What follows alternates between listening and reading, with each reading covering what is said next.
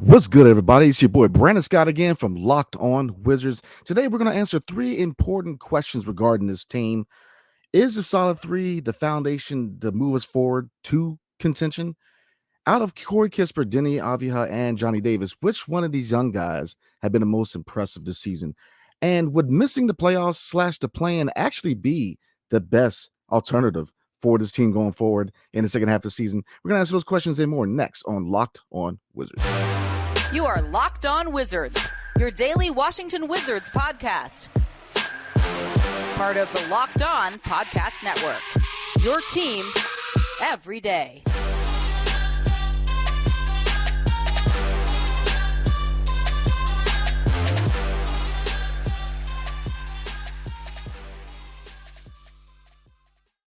What's up, everybody? It's your boy Brandon Scott again.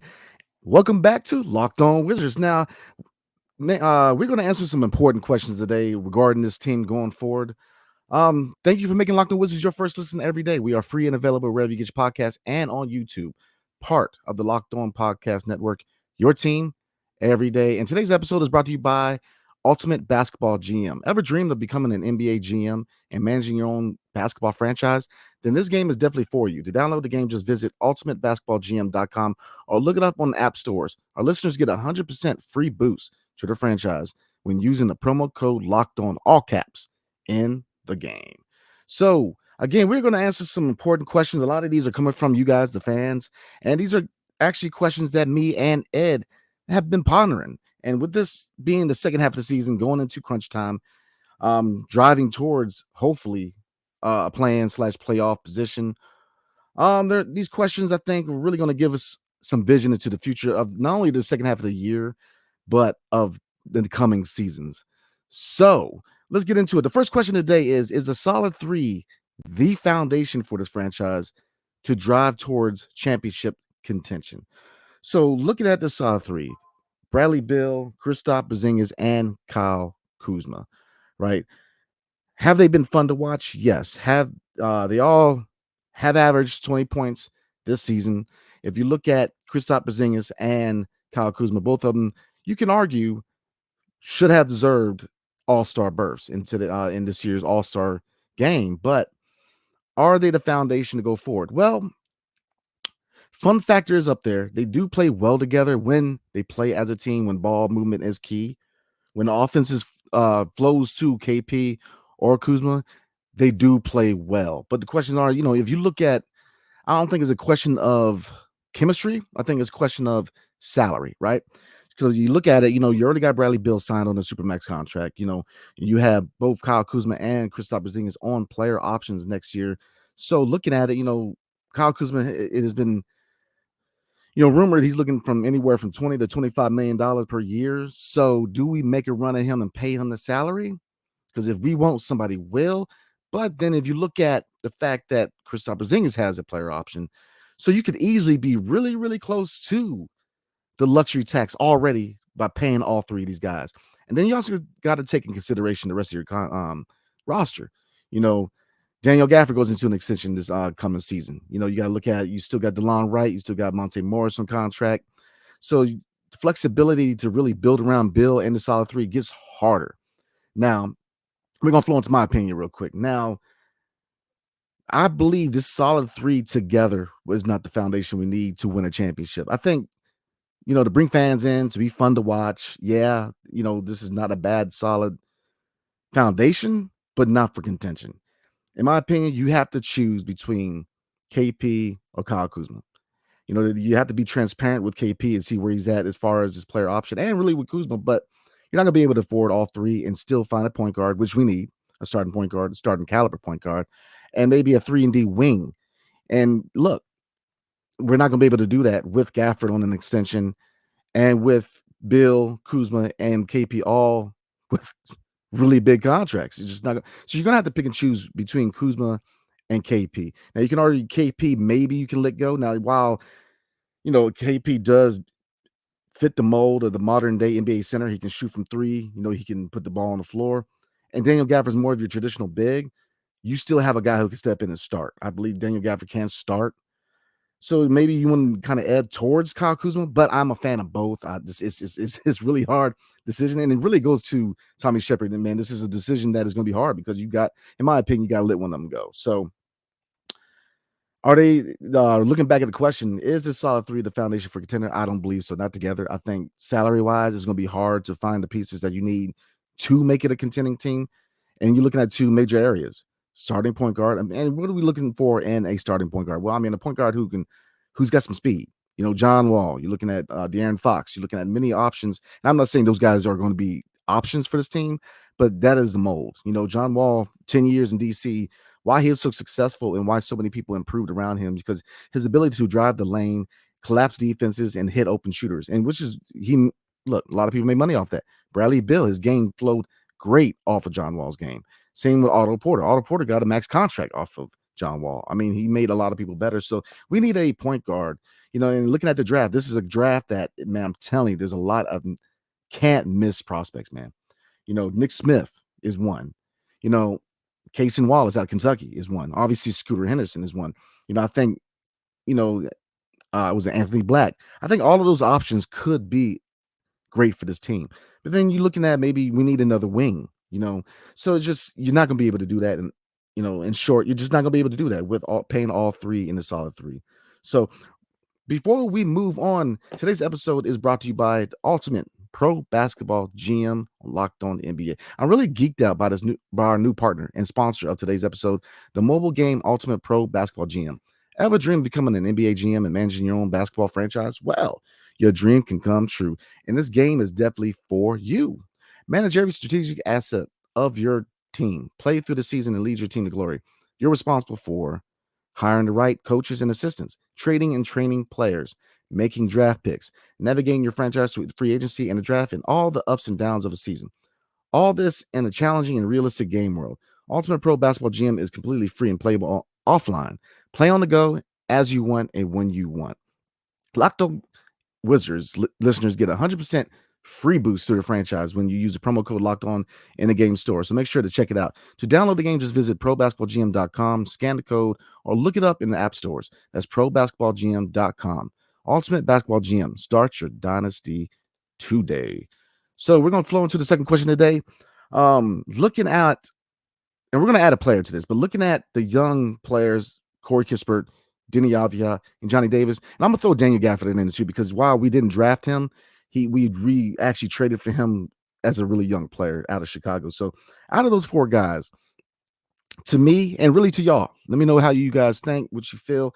But to me, out of these four guys, who has really taken that step forward as far as their progression this season?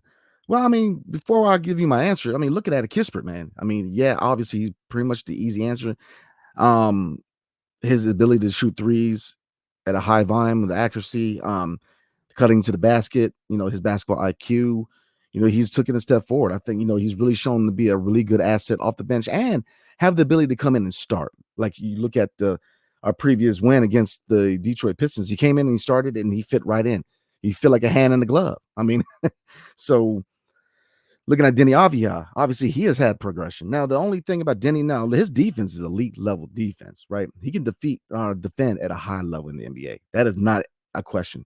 He can defend superstars. He is a defensive player who right now is showing the ability to drive the lane with some power, man. I mean, he's adding that to his game. So I think the only part, I mean, defensively, he's good to go. Offensively, obviously him driving the ball more is progression.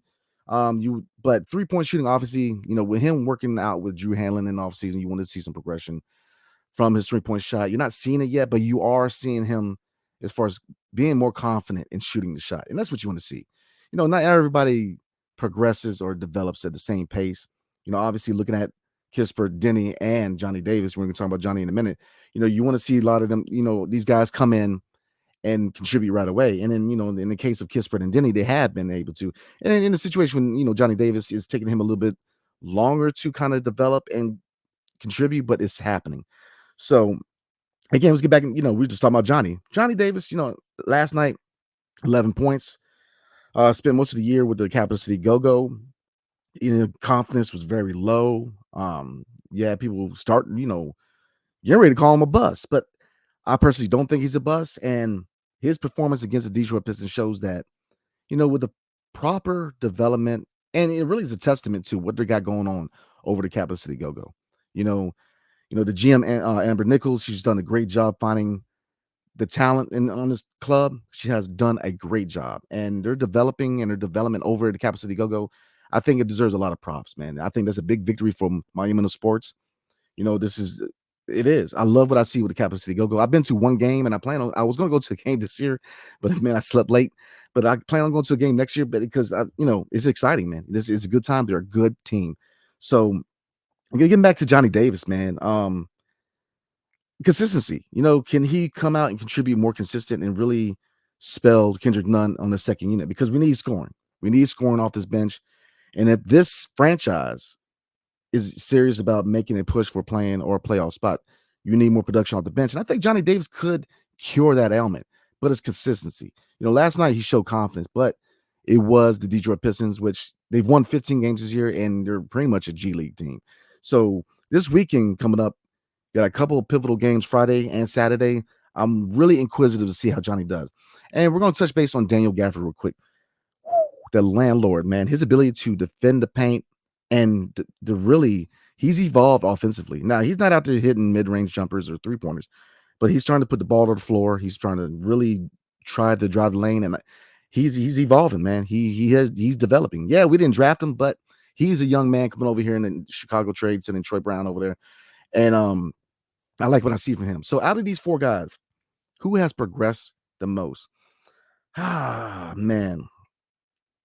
It's hard. This is a hard question to ask because I like what I see from Kispert. I like what I see from Denny, and I like what I see from Gafford, and I'm intrigued by Davis. So if I had to choose one,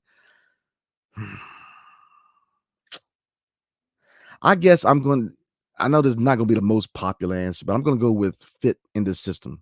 This is supposed to be, quote unquote, supposed to be a defensive system. I think the best player for the system is Denny Avdia because of his defensive capabilities. Kispert, man, you can't take away from his ability to score, and you can't take away from his ability to cut and just, man, he's trying to drive the lane and dunking on people. He's catching bodies now. So, I mean, it's just hard because Kispert has evolved so much to the point where he's an easy answer. But as far as system, who really fits into the system, the supposed system from Wes Unseld is Denny. But again, Daniel Gafford, man, he is really evolving. And like I said, I have no problem that if there's a situation where KP is no longer the starter and we have to move on from him, I think that Daniel Gafford can be that starter at the 5 for us. So that's going to be my answer. I'm going to roll with Denny just because of system fit. But really, 3 out of the 4 have really been impressive this season. And Johnny Davis, man, while his performance against the Detroit Pistons was sweet, I want to see a more consistent play from him against playoff ready teams or contenders. So before we move on to the last question today, which is would missing the playoffs or the play-in be the best option for this team? So before we go in there, I'm going to get into our next um our next sponsor today. Excuse me, had a breaking part. Next sponsor today. Today's episode is brought to you by Built Bar. The Built March Madness bracket is here. We know you have a favorite bar or puff, and now's your time to make it count. Go to builtmarchmadness.com to vote for your favorites. I'll be voting for Churro Bar, man. It's mad delicious. And if you want the Wizards to win, then you'll be voting for that bar too. Support your team, support your bar or puff. And when you vote for your favorite bar or puff, you will be entered into a drawing where 50 lucky Locked On listeners will get a free box of Built. Again, a free box of Built. Not only that, but I, a Locked On fan, will win a 12-month subscription to Built to have Built's best bars and puffs delivered monthly straight to your door. You got to try Built. Built, the best protein bar ever. Proton. Listen to me. Ever. Seriously, they're so amazing you wouldn't even think they're good for you. I mean, seriously, y'all, they're good, man. You wouldn't even realize they're protein bars. I try to work out a lot. I'm getting older, and while I don't lift as much as I used to, just the fact that the protein and the low in sugar is a win-win for y'all. So I definitely recommend it. But again, what makes Built bars and puffs so good? Well, for starters, they're all high in protein, low in sugar, and covered in 100% real chocolate. That's right, real chocolate. Run to builtmarchmadness.com right now to vote for your favorite bar or puff and pick up a box while you're there. You can vote every day in March, so hop in and support your pick. So we're going to ask one more question today for our beloved Washington Wizards. Would missing the play-in/playoffs be a good thing? Well, just like the answer for the first question, is a solid three foundation, a foundation to build on for a future continuing team? Well, it's the same reason why missing the play in the playoffs might be a good thing for this team. Salary. If this franchise is intent on building around Bradley Beal, Kyle Kuzma, and Kristaps Porzingis, and also extending Daniel Gafford, you're not going to have a lot of money or assets to try to go get a starting caliber point guard or even another wing, man. And so what happens when we miss the playoffs? Well, we get our pick. And if you look at this draft, I'm trying to tell you, man, this draft has got easily 1 to 10 are guys who are ready to contribute right away. I mean, looking at point guard, I'm a big, Scoot Henderson, will he last going up to the 10th pick? I don't think so. I think he's gone by the first top three. Anthony Black might be there. Nick Smith is a top 5 guy. Casey Wallace might be there. We can definitely find our point guard of the future in this draft. And plus we have a couple of second round picks that either I know this is asking a little too much from Tommy right now, but try to find a diamond in the rough in the second round, or package those 2 second rounders and maybe try to move back into the first round and get another first round pick and maybe try to grab a wing.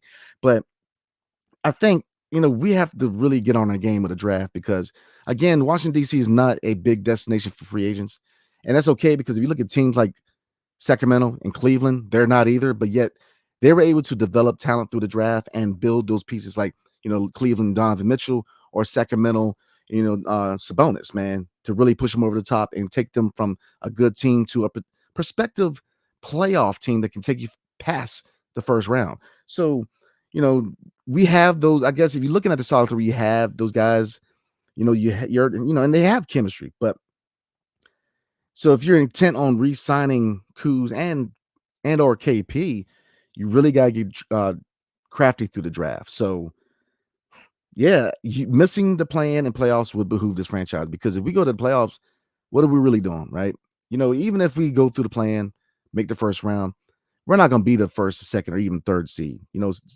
Philadelphia is a powerhouse this year. Boston, powerhouse. Milwaukee is a championship contender, and it will be one and done if we make the playoffs. And I think that 95% of y'all realize that. It's just we're not going to go far. So, and we have to find a point guard. We haven't had a legitimate starting point guard since Russell Westbrook and John Wall. Monte Morris has done what he could. He has slid into that role and done well. He's been solid. But is he that option long term? No. DeLon, his defensive presence, his leadership, but is he long-term option at starting point guard? No. Jordan Goodwin, is he long-term starter? No, he's not. I mean, we have guys who can thrive on the bench, but we need a long-term answer at point guard, and I think that answer is in this draft. So, in my humble opinion, I don't think the playoffs should be an option for us this year, because what's the point? We're not going to make it far. I think that we should really look at trying to get that pick and really try to get into this draft. And if I'm Tommy, I'm trying to package one of the, both of these second rounders and try to get back into the first round and maybe get another first round pick. That's just me. And this is my humble opinion. You may have to trade somebody part of the package, but I think you need to do that, because this draft is the best way for us to move forward and grab a wing and a point guard. So those are my 3 questions for this franchise, regarding this franchise, rather, that I want you guys to definitely think about. Get to me. Let me know how you think. And, we'll go from there. So, again, appreciate everybody today. These are 3 important questions for this franchise. We're in the second half of the season, so we're trying to drive for a play-in/playoff position. So, will we, I think the biggest thing, and I know a lot of you guys can agree with this, is the biggest thing about this team, man, is consistency. Are we consistent enough to try to make this right? Because I'm going to pull up the schedule real quick before we roll out of here, because, currently we are 11th in the East. And if you look at the schedule, it doesn't get easier. Friday night, we're at Cleveland. Cleveland is a team making a playoff run. Saturday, Sacramento at home, playoff team. Tuesday, we're at Orlando. Orlando's a lottery team, so you got to say that's got to be a winnable game. But then turn around, you got Denver, the Nuggets, #1 seed in the West. Got the Spurs, should be winnable, but then it gets a little tricky at Toronto. Toronto's challenging us for a spot. Boston at home. Got Orlando, should be winnable, but then you turn around, you got the gauntlet for 4 games at New York, home against Milwaukee, at Atlanta, home against Milwaukee or Miami rather. And then the last game of the year is Houston, which that's not really even a guarantee either. It just this schedule is not the easiest schedule. And you can look at, the two Magic games and the game against the Spurs and say those are 3 wins, but it doesn't get easier. So consistency is the name of the game for this franchise. So I'm gonna go ahead and roll there. I definitely appreciate everybody, man. I hope everybody has a blessed week and definitely appreciate everybody showing up today. Thanks for making Locked On Wizards your first listen today. Now make your second listen game to game NBA every moment, every top performance, every result. Locked On Game to Game covers every game from across the NBA with local analysis that only Locked On can deliver. Follow Game to Game on Locked On NBA, available on Odyssey app, YouTube, or wherever you get your podcast. We are close to 3,000 subscribers on YouTube, so definitely like, subscribe, comment below, hit that notification button when dope videos like this one come out. Check out me and my dude, the real Ed Oliver, on Twitter and Instagram, and definitely wherever you get your apps or wherever you get your podcast, rather. A 5-star review would be much appreciated. So again, hope everybody has a blessed week, man, and peace.